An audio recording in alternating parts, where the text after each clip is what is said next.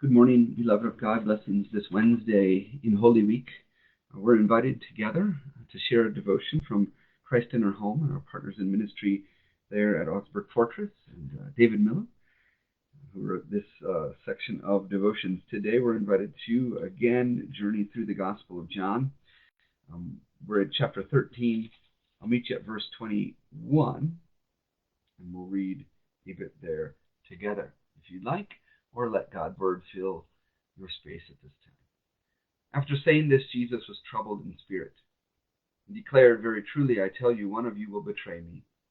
The disciples looked at one another, uncertain of whom he was speaking. One of his disciples, the one whom Jesus loved, was reclining next to him. Simon Peter therefore motioned to him to ask Jesus of whom he was speaking. So while reclining next to Jesus, he asked him, "Lord, who is it?" Jesus answered, "It is the one to whom I give this piece of bread when I have dipped it in the dish." So when he had dipped the piece of bread, he gave it to Judas, son of Simon Iscariot. After he received the piece of bread, Satan entered into him. Jesus said to him, "Do quickly what you are going to do." Now, no one at the table knew why he said this to him. Some thought that because Judas had the common purse, Jesus was telling him, "Buy what you need for the festival," or that he should give something to the poor. So after receiving the piece of bread, he immediately went out, and it was night.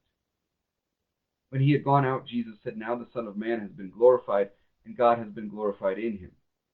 If God has been glorified in him, God will also glorify him in himself, and will glorify him at once." Our devotion for this Wednesday in Holy Week invites our focus to the 31st and penultimate verse that we just encountered together that says, "Now the Son of Man has been glorified, and God has been glorified in him." Small gestures are revealing.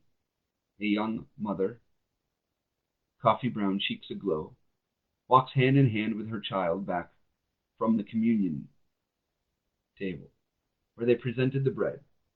The child whispers, and her mother leans close to hear, smiles, and squeezes her little hand.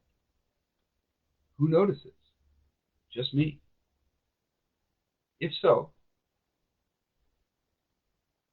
I am among the most privileged, for I have seen true glory, the unveiling of a loving heart.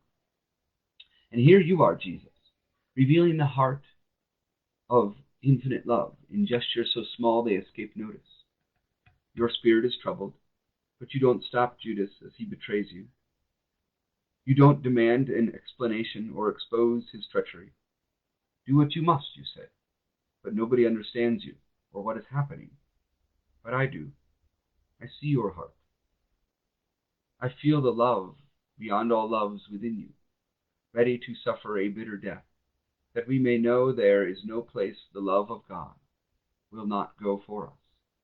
I think, O Lord, that's one thing you and that young mother have in common. A prayer to pray together. Open my eyes to see and my heart to feel the love that knows no bounds, and I shall be free. Amen. As this day unfolds before you, be invited to continue in prayer this Holy Week and lift in your prayers parents of small children. God continue to be with you as you share this journey through life and faith. Good morning, Karen. It is a gorgeous, albeit humid day today here in Albuquerque. We gather in worship tomorrow on Maundy, Thursday at 6:30. We'll have confession and forgiveness with the laying on of hands, foot washing, to practice God's loving service to which we are called, and then share at the table to be sustained through our Good Friday, which we worship together at 6:30. And then on Easter Sunday, we'll be here in this digital space as well as in person at 8:45 and at 10:45. We'll have an Easter egg hunt at 10, along with some fellowship time to welcome new members into the community of faith here at Cross of Hope.